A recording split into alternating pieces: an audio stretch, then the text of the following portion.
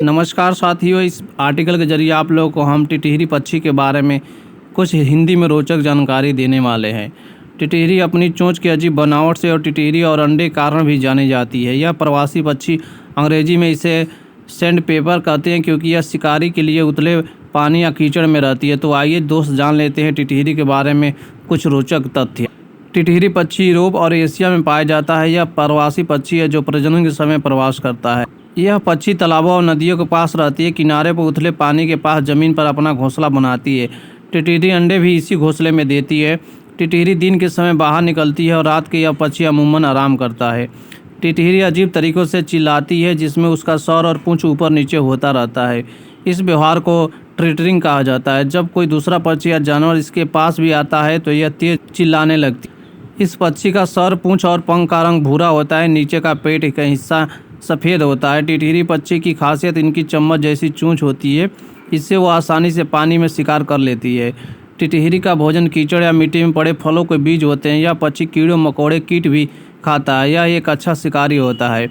इस पक्षी का सिर गोल होता है, जबकि गर्दन छोटी और टांग लंबी होती है। टिटहिरी पक्षी की औसत लंबाई 8 इंच तक होती है। मादा टिटहिरी नर से लंबी होती है।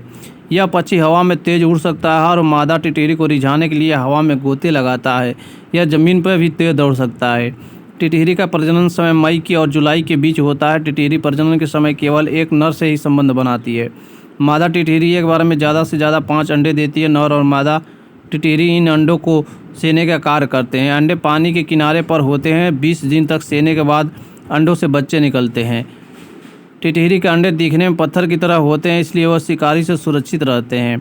ऐसी मान्यता है कि टिटहिरी अपनी अंडों को तोड़ने के लिए पारस का पत्थर का उपयोग करती है। वैसे यह केवल एक मान्यता है, जो ज़रूरी नहीं है, यह सही भी हो सकता है।